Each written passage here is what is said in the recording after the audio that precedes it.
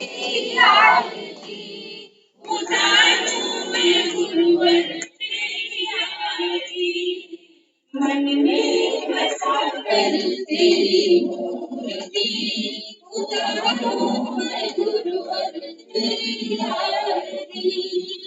करुणा करो कष्ट करो ज्ञान दो भगवान, भाव में फंसी नाव मेरी तार दो भगवान। करुणा करो कष्ट करो ज्ञान दो भगवान, भाव में फंसी नाव मेरी तार दो भगवान। दर्द की दवा तुम्हारे पास है, दर्द की दवा तुम्हारे पास है, जिंदगी दया की है ठीक मांगती, मन में बसा कर तेरी मूर्ति उतारूं मैं गुरुवर तेरी आरती। ताबीज खुला तो उसमें ज्ञान का पूरा सार था।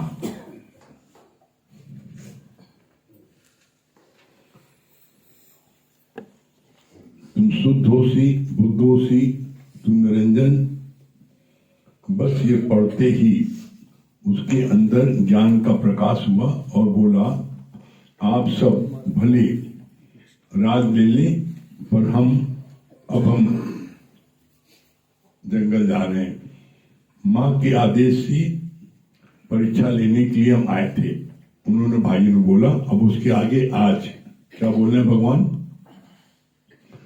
फिर उन्होंने उसे आगे के ज्ञान का उपदेश दिया और निर्मोही राजा के नाम से प्रसिद्ध हुआ। उसकी पूरी नगरी भी निर्मोही थी। निर्मोही राजा और उसके निर्मोही नगरी का दृष्टांत। निर्मोही राजा कौन थे? निर्मोही राजा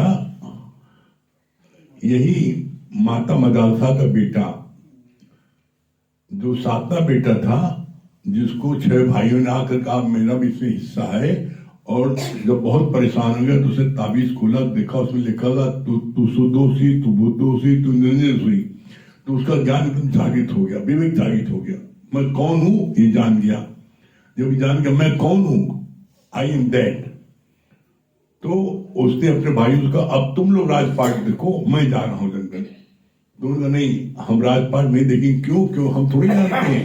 तुमने राजपाट चलाने जाना है तो तुम जो हो इस राजपाट को तुम चलाओ।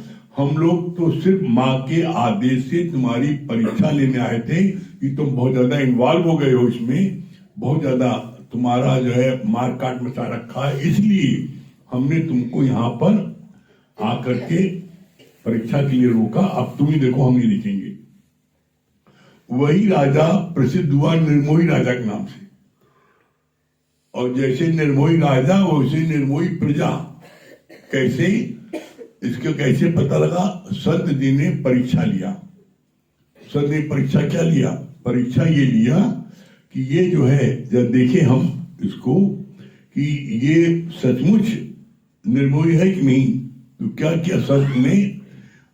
उसने राजा का खून से सना हुआ कपड़ा लेकर के आया और रानी को जैसे आया दरवाजे पर, द्वारपाल रुका, बोला कि ये तुम्हारे राजा का जो है वस्त्र है, उनको शेर ने खा लिया है।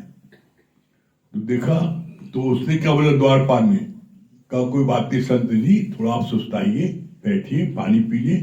तो उसको लगा कि ये दरबार होकर के इसको कोई बात का वो नहीं, हलचल नहीं हुई, मेरे राजा को शेर ने खा लिया। अंदर गया, उनसे पूछा, राजा की पत्नी से कहा कि संत, उन्होंने बताया कि आपकी जो है उनको राजा को शेर ने खा लिया। तो उसने कहा संत जी कोई बात नहीं है, पहले आप हलवा खाइए। हलवा भून रही थी, कहा हलवा खाइए, कोई बात नहीं है। एक पेड़ में 2 फल लगे हैं, एक पहले टूट जाता है, एक बाद टूटता है, वो पहले कोई बात नहीं है। तो उसको लगा पत्नी को इतना कोई दर्द नहीं, बेटे को कोई नहीं। तो राज्य के सारे सदस्यों से, पत्नी से, बेटे से सब पूछा, कोई भी उसके लिए रोया नहीं, और सबने जवाब दिया कि नदी में दो लट्ठे बह रहे थे, एक लट्ठा किनारे रुक गया, एक लट्ठा आगे निकल गया। तो ये तो है, ये तो प्रकृति का नियम है, इसमें कौन सी ऐसी बात है। तब उसको राजा तब बोलना पड़ा संत को कि यहाँ राजा भी निर्मोही है, प्रजा भी निर्मोही है, और इसके घर के सब सदस्य निर्मोही है। तो जगत में रहो, मना नहीं है, जगत में रहो, लेकिन कैसे? निर्मोही होकर के। परिवार में रहो निर्मोही होकर के, किसी में आसक्त नहीं हो। फलाना, अरे भाई जिसने भी शरीर धारण किया है, जिसने भी शरीर धारण किया है, उसका शरीर एक दिन नष्ट जरूर होगा। कोई भी इस पूरे ब्रह्मांड में एक भी ऐसा प्राणी नहीं है जिसने शरीर धारण किया हो, शरीर न गया हो। तो शरीर जानी है, किसके लिए रोना, किसके लिए रोना भाई? तो ये बात सिर्फ जो ज्ञान, ब्रह्म ज्ञान सुनता है यही बात समझ सकता। बाकी दुनिया का कोई चीज कर्म कर ले, पूजा पाठ कर ले, वो वहां पर दुखी होगा। इसलिए कहा जाता है बिना ज्ञान के हर कोई धोखा खाए, और चाहे निश्चित दिन पूछी हो पूछाए। ज्ञान सबसे ज्यादा जरूरी है। फिर कितना अच्छा बोला भगवान ने आगे,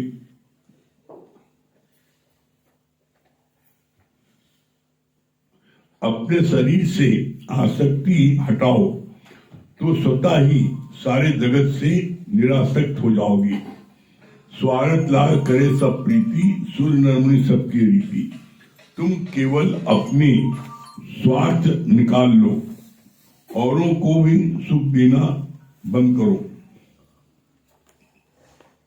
उनके स्वार्थ की पूर्ति मत करो, फिर देखो कौन तुमसे मोह करता है। इतनी की पॉइंट बताया है। तुमसे कोई मोह करता है तो तुम बड़ा खुश होते हो कि हमको कितना पूज रहा, कितना मान रहा। अरे नहीं, तुम्हारे द्वारा दिए हुए सुखों से उनको प्यार है। इसीलिए कहा गया स्वार्थ लाग करे सब प्रीति, और सुर नर मुनि सब प्रीति। इस संसार में एक व्यक्ति ऐसा नहीं है जो तुम्हें बिना स्वार्थ के प्यार करे। कोई हो, पत्नी बड़ी प्यारी है, बड़ी प्यारी है, लेकिन पत्नी जब पति के सुख में वास्तव में उसको साथ में देखोगे सब बगैर से, तो का काम यहां पर कैसे कैसे देखो निकालता है, कैसे डपटता है। जरा सा स्वार्थ पूर्ति नहीं करो, जरा सा गर्म गर्म खाना न दो, जरा सा बेटवा जो बड़ा प्यारा है, अम्मा कहता है दिन भर अम्मा उसका राग, मेरा बिटवा बड़ा प्यारा है, बड़ा किस्म का नहीं है। और वही जब बीबी मुंह देखी और अम्मा के अम्मा अब तुम अलग रहो, तुमने साथ मेरी बीबी एडजस्ट नहीं कर पाती, तो उसमें देखो कैसा होता हाल, कैसा आठ आंसू निकलता है और कैसे रोती है अम्मा। अरे ये वही बिटवा है जो बिना हमरे खाना नहीं खाता था, बिना हमरे कदम नहीं चलता था, दिन भर में गोदी में घुसा रहता था, और बिटवा का हो गया। इसीलिए भगवान ने कहा इस संसार में किसी को किसी से प्यार नहीं है। हर कोई अपने सुखों से प्यार करता है तुमको। जब तक तुम सुख दोगी तुम प्यार करेंगे, और जिस दिन तुमने सुख देना बंद कर दिया उस दिन देखना तुम्हें वो दूध में जैसे मक्खी मरी होती निकाल फेंकती है वैसे फेंक देंगे। इसका बड़ा सुंदर गुरु ने दृष्टांत बताया। कहा एक बारहसिंगा घोड़े को उसने सींग मार दिया तो बड़ा घायल हो गया। जब घायल हो गया किनारे पड़ा था, एक व्यक्ति ने उसकी बड़ी मल्लम पट्टी की और खूब अच्छे से उसकी सेवा की है, एकदम ठीक ठाक हो गया। और जब ठीक ठाक हो गया वो जाने लगा, घोड़ा क्या बड़ा आपको धन्यवाद, आपने मेरी बड़ी सेवा की। कहाँ जा रहे हो तुम सेवा इसलिए किया है। अरे अब तुम ठीक ठाक होगे, अब तुम हम सवारी करेंगे, तो तुम्हें जो उतरेंगे तुमसे पैसा पैदा करेंगे। तो बोला इसी तरीके से घर में जब तुम बीमार पड़ जाते हो, बड़ी मम्मी दवाई खा लो, मम्मी दूध पी लो। अरे इसलिए मैं मम्मी जल्दी ठीक हो तो फिर खाना बनाए, मम्मी ठीक हो तो कपड़ा धोए, मम्मी ठीक हो तो सबको करे, और मम्मी बीमार है। ये अपनी आंखों देखी बात है। जो पति बड़ा प्यार करता था, बड़ा प्यार करता था, बिना उसके 1 घंटा नहीं गुजार सकता था बिना उसके। वही पत्नी जब बेड पर पड़ गई और अंग उसके खराब हो गए, वो दैनिक क्रियाक्रम भी बेड पर वो उठ नहीं सकती थी, फालिस मार गया। वही व्यक्ति जो है, जो बड़ा प्यार करता था, वही व्यक्ति जो है कुछ महीने तो बड़ा लगा कि बिना इसके जिंदा नहीं रहेंगे, लेकिन कुछ ही महीने बाद पता लगा नैना लड़ के दूसरे से, और वो जो है वो डिम्बा ऐसी पड़ी लावारिस, कोई देखने वाला नहीं। अपने सुख से सब जग बांधो, इसीलिए आया है, अपने सुख से बांधा है। इसीलिए बोला भगवान ने कभी किसी पर भरोसा नहीं करना। अगर तुमने भरोसा किया और जिस दिन तुम उसके काम के नहीं रहे, चाहे काम की नहीं रहे, चाहे काम के न रहे, चाहे मर्द हो चाहे औरत हो, जो जिसके काम नहीं होता है उसी दिन देख लेना, तुमको पहचानेगा नहीं। इसलिए सबसे जरूरी है पहले तो अपने फिट रखो, अपने को एकदम फिट रखो। अपने फिट रखने के लिए क्या जरूरी है? सुबह कमी भागाओ, वॉक करो, योगा करो और ज्ञान लो। इसलिए सुबह जो क्लास चलता है लोगों का, उसमें योगा और सत्संग दोनों होता है। और जो लोग भी सुबह आते हैं वो सब एकदम फिट रहते हैं। क्यों? उस समय अमृत बेला, सुबह की जो हवा होती है कमी बाग की, और जो साथ में एक्सरसाइज होती है, लाफिंग क्लास होता है, उससे व्यक्ति एकदम स्वस्थ रहता है। आज डॉक्टर भी इस बात को मानते हैं, laughing is the best exercise. आप घर में अकेले नहीं हंस पाओगे, हंसोगे पगलाना का हंस रहा है, और वहां सब के बीच में हंस रहे हो, 50 लोग हंस रहे हैं, 25 लोग हंस रहे हैं, तो लोग तुम्हें देख कर, जो लोग देखते हैं वो हंसने लगते हैं। हंसने से क्या होता है? हंसने से आपके अंदर के सारे लंग्स एकदम बिल्कुल जो है एकदम वो ठीक हो जाते हैं, जो सिकुड़ जाते हैं, सांस लेने में दिक्कत होती है, वो सब एकदम फ्री रहते हैं, और बिल्कुल श्वासों की हर नली एकदम ठीक से चलती है, आप एकदम स्वस्थ रहते हो। फिर आगे बोला, कितनी अच्छी बात यहाँ पर भगवान ने, तुम केवल अपने स्वार्थ निकाल लो और औरों को भी सुख देना बंद करो, उनके स्वार्थ की पूर्ति मत करो, फिर देखो कौन तुमसे मोह करता है? Question mark. तुम जो उनके सारे स्वार्थों की पूर्ति करते हो, चाहे बेटी करो, चाहे पति करो, चाहे पत्नी करो, चाहे भाई करो, चाहे देवर करो, जब तक तुम उनके स्वार्थ की पूर्ति करते हो तो बड़े अच्छे हो तुम, और जिस दिन स्वार्थ की पूर्ति करना बंद कर दिया, तुम्हारे मुकाबले कोई खराब नहीं ना। तो अपने सुख से हर जग बांधो। इसलिए सबसे होशियार व्यक्ति कौन दुनिया में है? बोला सबसे होशियार व्यक्ति वो है जो पहले अपने मोक्ष के लिए सोचे, पहले अपने लिए सोचे। वो सबसे होशियार व्यक्ति अपने मोक्ष के लिए सोचे। अगर तुमने दुनिया भी तुमने बना लिया और दुनिया की तुमने सब कुछ मान लिया, उन्हें तुमने ब्रह्म ज्ञानी बना दिया, लेकिन तुम वहीं कहीं खड़े हो तो क्या फायदा? पहले अपने को मंजिल तक पहुंचाओ, पहले अपने अंदर के सारे गुणों को प्रकट करो और अवगुणों को नाश करो। और ये नित्य ज्ञान सुनने से हो सकता है, बाकी कोई कुछ भी कर लो। एक लाइन में जवाब दिया गुरु ने, साधन करे है जब तलक ब्रह्म नहीं जाना जाए, साधन करे है जब तलक ब्रह्म नहीं जाना जाए, और साधन रहित है ब्रह्म साधन रहित ही पाए। ब्रह्म की साधना करने के लिए कोई साधन नहीं करना भाई। क्यों? अरे यू आर ऑलरेडी गॉड। बात क्यों नहीं समझते? तुम स्वयं भगवान हो, और तुम भगवान को पाने में कौन साधन करोगे? तुम भगवान को साधन जितना करोगे उतना तो भगवान से दूर जाओगे। अरे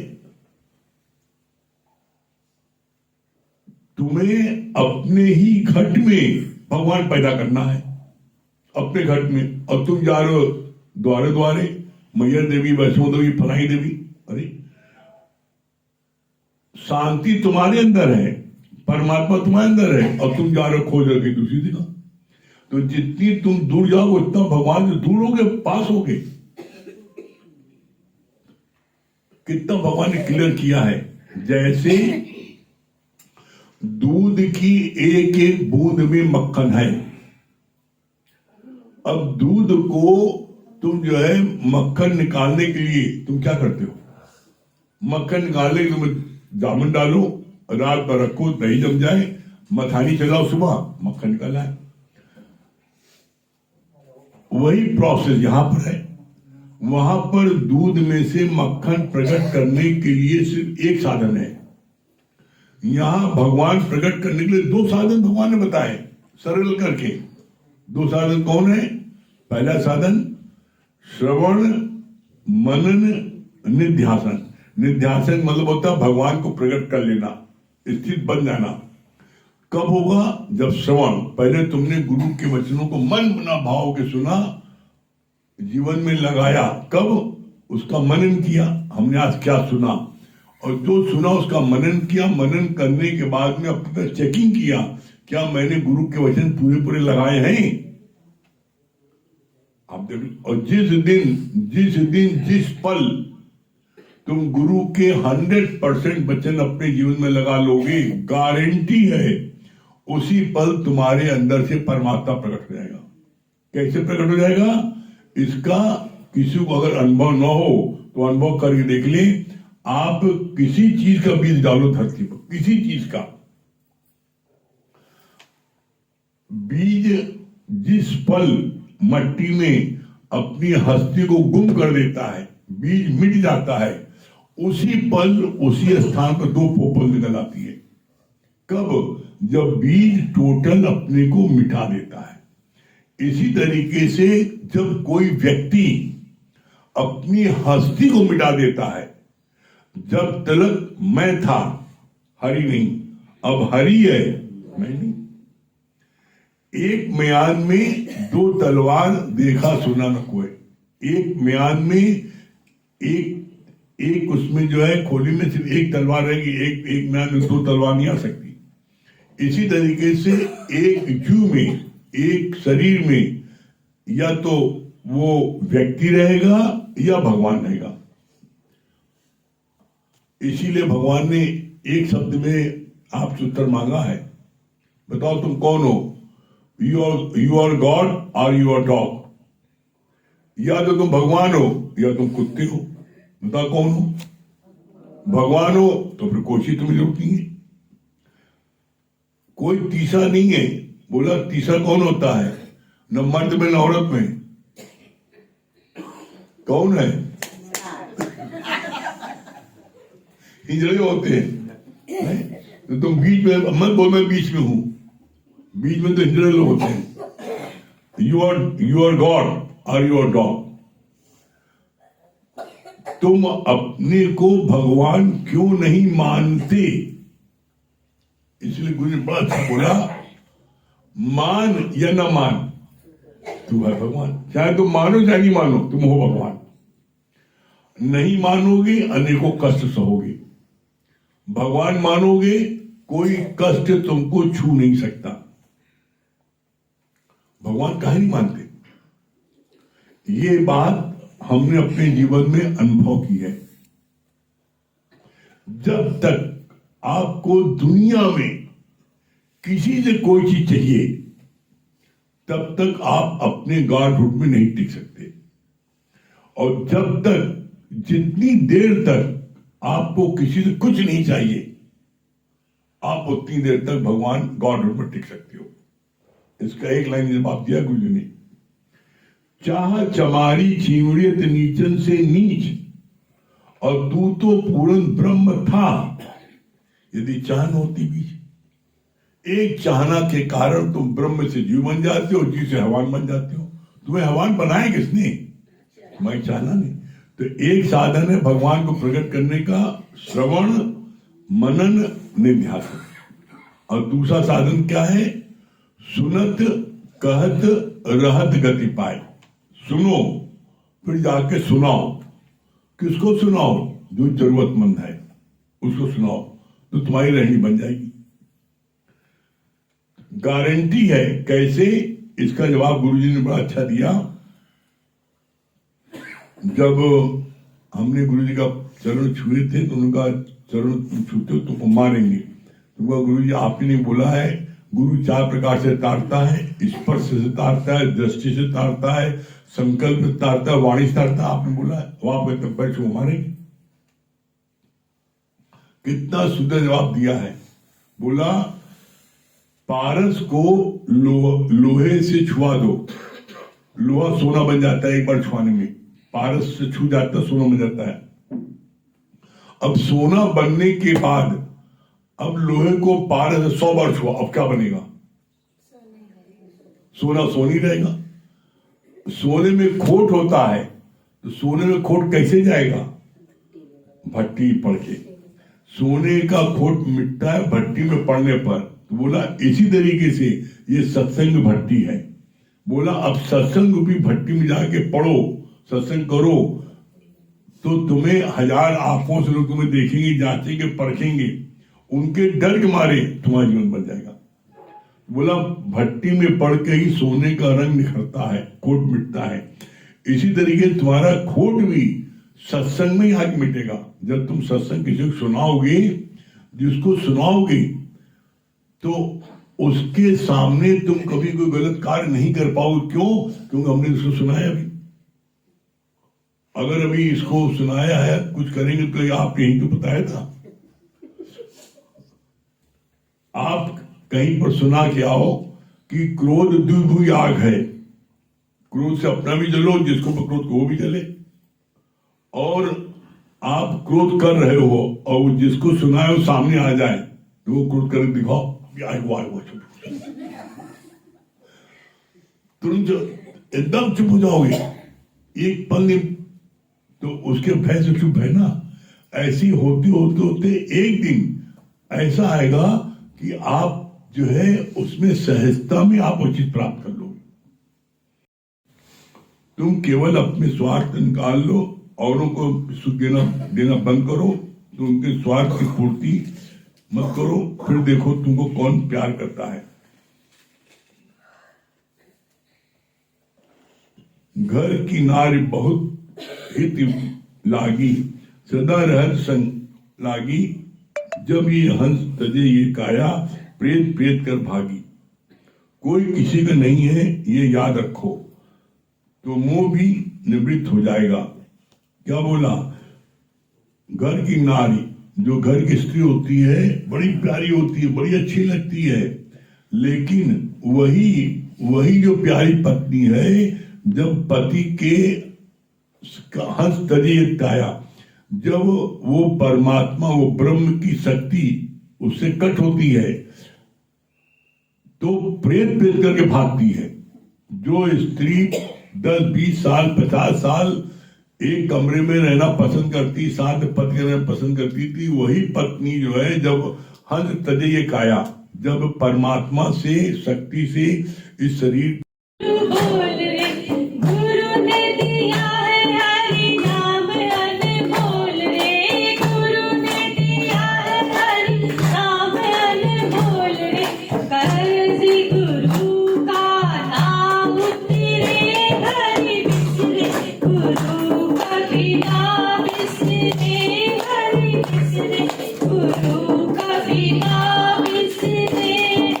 गुरु गुरु बोल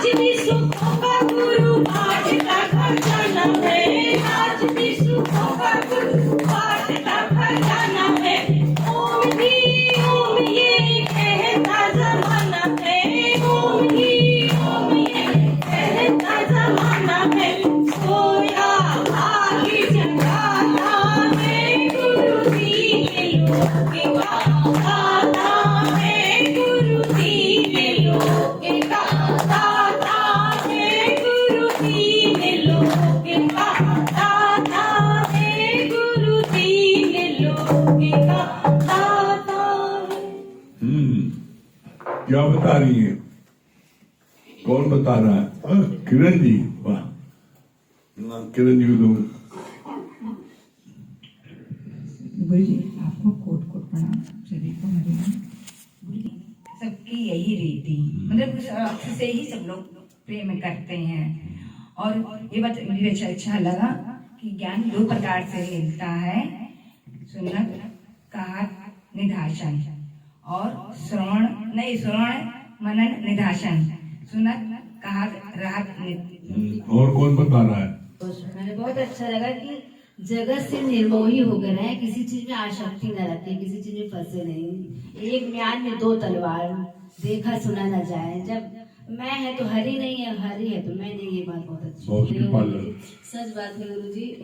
इस जगत में कोई किसी का अपना नहीं है। कहते नहीं कि ऐसे कहावत है कि जान लो अपने मन में, और कोई अपना नहीं है। सही बात है गुरु जी, सब अपने स्वार्थ से बने हैं। हरि हरि बीज में गल जाते तभी दो बबुले निकलते हैं। इसी तरह हम अपनी हस्ती को मिटा देंगे तभी उसी भगवान प्रकट हो जाए। दादा भगवान मुरारी सदा सत्संगत देना। दादा भगवान मुरारी सदा सत्संगत देना। सत्संग देना दादा, सुमिरन देना। सत्संग देना दादा, सुमिरन देना। नाथ परीक्षा कबहू न लेना। नाथ परीक्षा कबहू न लेना। मैं मति मंद गंवार सदा सत्संगत देना। मैं मति मंद गंवार सदा सत्संगत देना। सुमति दान दीजै दुख भंजन। सुमति दान दीजै दुख भंजन। जासो करूं तुम्हारो वंदन। जासो करूं तुम्हारो वंदन। सेवा से करूं सत्कार सदा सत्संगत देना। दादा भगवान मुरारी सदा सत्संगत देना। हरिओम। चाहे संसार में रहे, चाहे परिवार में रहे, कहीं भी रहे, निर्मोही होकर रहे।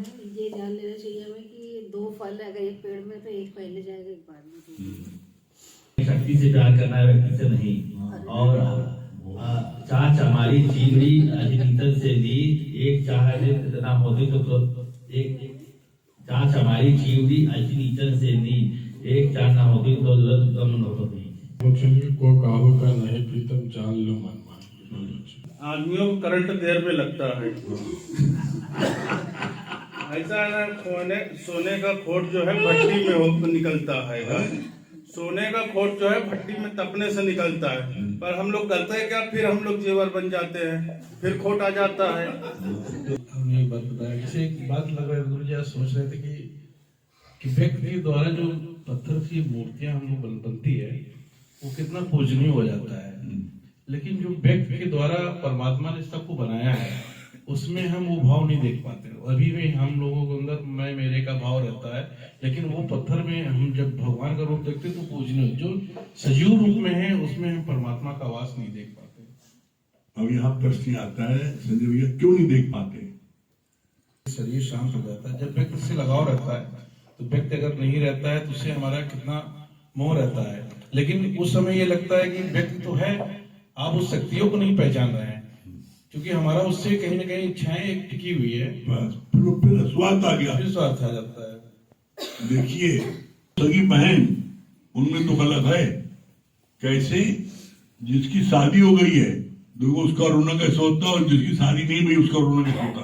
आया बाबू तुम चले हो, हमें कौन देखिए हो, एक ही तो शादी करा दिए तुम, ये तो घर बसा ली, हमें क्या बूते छोड़ गए हो। चाहना सही तो दुख होता है। वही करे, यही तो मैं कह रहा हूँ, बार बार समझाने की कोशिश कर रहा हूँ। दुनिया में हर व्यक्ति चाहिए, बस और अपनी चाहना से तुम्हें प्यार करता है, तुम्हें गलत फहमी हमें चाह रहा है, तुम्हें वो नहीं चाह रहा है। अपने सुखों से हर कोई बना है, बस जब ये बात समझ लोगे तो कभी भी जो तुम कहीं फंस नहीं पाओगे। इसीलिए गुरुजी रोज का सत्संग जो यहाँ नदी बोल आएगी, बहुत तेज आएगी, लेकिन ये गंदगी रोज सफा करो बस। दो लाइन के हाँ सुनाई भैया। ऐसे गगन के तले जहाँ गम भी न हो, आशो भी न हो, बस गुरु का प्यार मिले। ऐसे गगन के तले तुझे मैं लेके चलूं, ऐसे गगन के तले जहाँ गम भी न हो, आशो भी न हो, बस गुरु का प्यार मिले। ऐसे गगन के तले। Very good. हाँ सबसे होशियार व्यक्ति वही है जो अपने मोह की बात करता है। ये बात बहुत अच्छी लगी। डॉक्टर शांति दिल्ली।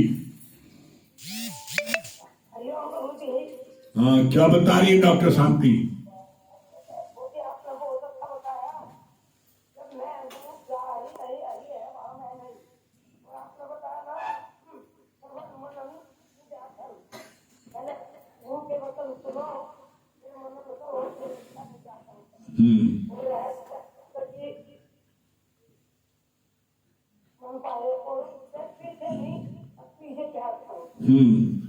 आरती मंडल, अमन भैया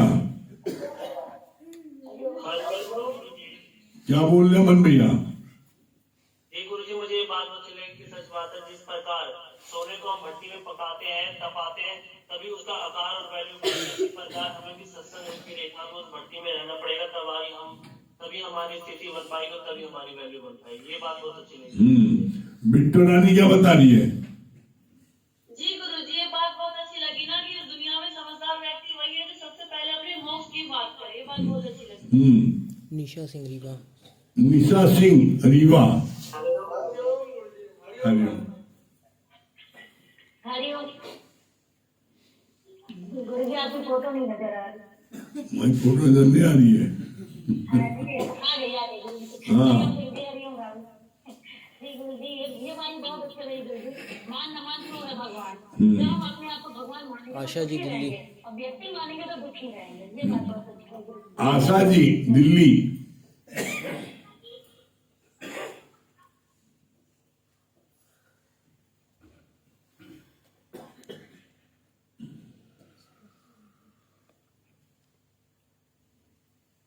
राजेंद्र भैया। आपकी आवाज नहीं आ रही है।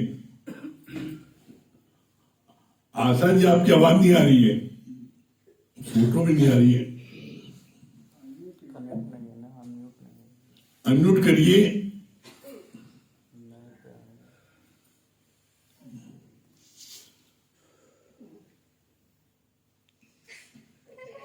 हाँ आ गई फोटो।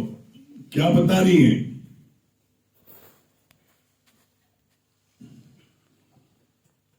आपकी आवाज नहीं आ रही है। चलिए अनम्यूट करना सीख लीजिए, बाद में करिएगा फिर से। राजेंद्र भैया। हाँ राजेंद्र भैया।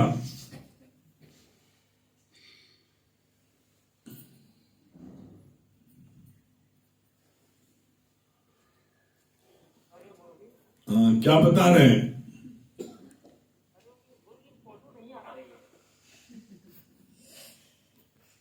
फोटो नहीं आ रही भी बता रहे हैं।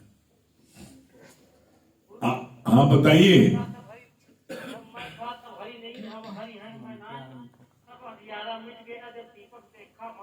हाँ बहुत बढ़िया। चलिए ओम का जाप कर ले।